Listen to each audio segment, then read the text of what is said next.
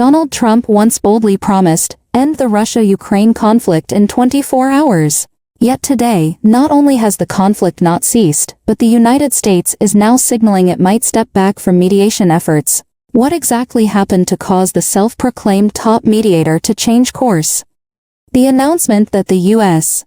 may no longer push for Russia-Ukraine peace talks marks a major reversal in the recent international landscape. Senator Marco Rubio explicitly stated that if there's no hope for a ceasefire between Russia and Ukraine in the short term, the U.S. will no longer waste resources on the effort. Trump subsequently expressed his support, effectively conceding the failure of his campaign promise for a quick resolution.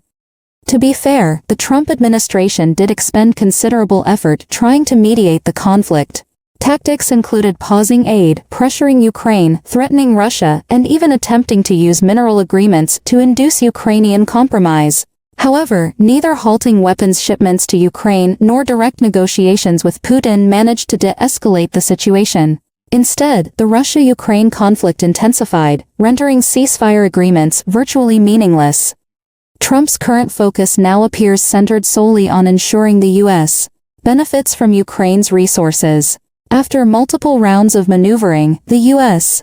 and Ukraine have reportedly finalized a memorandum of understanding regarding mineral resources. The agreement includes establishing an investment fund for Ukraine's post-war reconstruction, but America's generosity clearly seems driven by self-interest. In the background, any dreams Trump may have had of a Nobel Peace Prize have long since faded.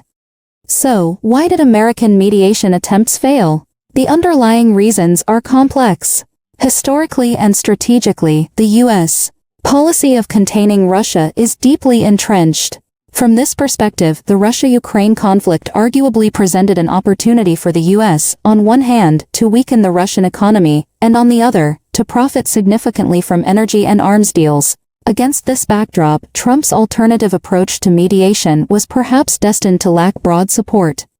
Beyond the Russia-Ukraine issue, other major initiatives from Trump's time in office have also faced setbacks. Little progress was made in the Middle East, government reforms showed minimal results, and even the tariff wars inflicted economic damage domestically. Meanwhile, Ukrainian President Zelensky continues to insist on resistance, extending martial law and requesting more weapons, showing no inclination to compromise.